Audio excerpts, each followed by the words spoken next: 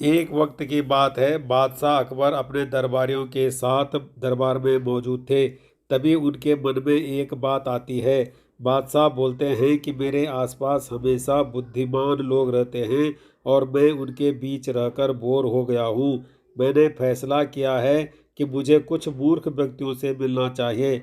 अकबर बीरबल से कहते हैं, तुमने हमेशा हमारी मदद अपने ज्ञान और चतुराई से की है। हम चाहते हैं कि इस बार भी तुम ऐसा ही कुछ करो और हमारे लिए 6 मूर्ख व्यक्ति ढूंढ कर लेकर आओ। बीरबल जी जहाँपना, मैं आपके लिए 6 मूर्ख व्यक्ति जरूर ढूंढ कर लाऊंगा। अकबर, हम आपको 6 मूर्ख व्यक्ति ढूंढने के लिए 30 दिन का समय देते हैं। बीरबल, जहाँपना मुझे इतने अधिक समय की आवश्यकता नहीं पड़ेगी। अकबर, ठीक है, अगर तुम उससे पहले ही मूर्ख व्यक्ति ले आ सकते हो तो यह अच्छी बात है। इसके बाद बीरबल मूर्ख व्यक्तियों की तलाश में निकल पड़ता है।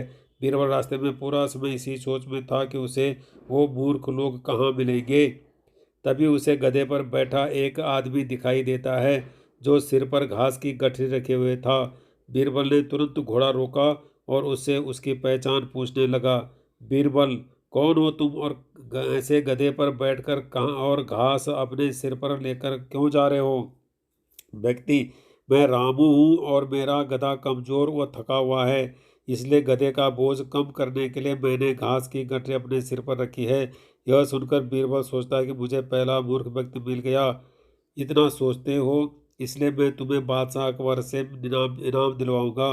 यह कहकर बीरबल उस व्यक्ति को अपने साथ चलने के लिए कहता है। इनाम की बात सुनकर रामू बीरबल के साथ हो लेता है। बीरबल और रामू कुछ दूर चले ही थे कि बीरबल को 2 व्यक्ति आपस में लड़ाई करते हुए दिखाई दिए। बीरबल उन दोनों व्यक्तियों को लड़ने से रोकता है और उनसे पूछता है कि तुम दोनों कौन हो और किस बात के लिए लड़ रहे हो? पहला व्यक्ति, जनाब, मेरा नाम चंगू है। दूसरा व्यक्ति, मेरा नाम मंगू है। मंगू, जनाब, मुझे चंगू कहता है कि इसके पास शेर है जिसे वो मेरी गाय के शिकार के लिए छोड़ेगा। चंगू, हाँ, मैं ऐसा ही करूँगा और मुझे बहुत मज़ा भी आने वाला है। बीरबल, कहाँ है तुम लोगों की गाय और शेर? मंगू, जनाब, जब भगवान हमें वरदान देने आएंगे तो मैं उनसे गाय मांगूंगा और चंगू शेर मांगेगा, जिससे यह मेरी गाय पर छोड़ने की बात कह रहा है। बीरबल, अच्छा, यह बात है। उनकी बातें सुनकर बीरबल समझ गया कि उन्हें 2 और मूर्ख व्यक्ति मिल गए हैं। बीरबल इनाम की बात कहकर उन्हें भी अपने साथ दरबार ले लेता है। उन तीनों को लेकर बीरबल अपने घर पहुंचता है और फिर सोचने लगता है कि बाकी के मूर्ख व्यक्ति कहाँ से ढूंढ कर लाऊं। बीरबल उन तीनों व्यक्तियों को अपने घर में ही रहने के लिए कहकर बाहर चला जाता है। जब बीरबल और मूर्ख लोगों को ढूंढने के लिए बाहर आता है तो उसे एक व्यक्ति दिखाई देता है जो कुछ ढूंढता रहता है। बीरबल उसके पास जाकर पूछता है कि आप क्या ढूंढ रहे हैं? व्यक्ति, जनाब, मेरी अंगूठी कहीं गिर गई है जिसे मैं काफ़ी समय से खोज रहा हूँ लेकिन मुझे नहीं मिल रही है।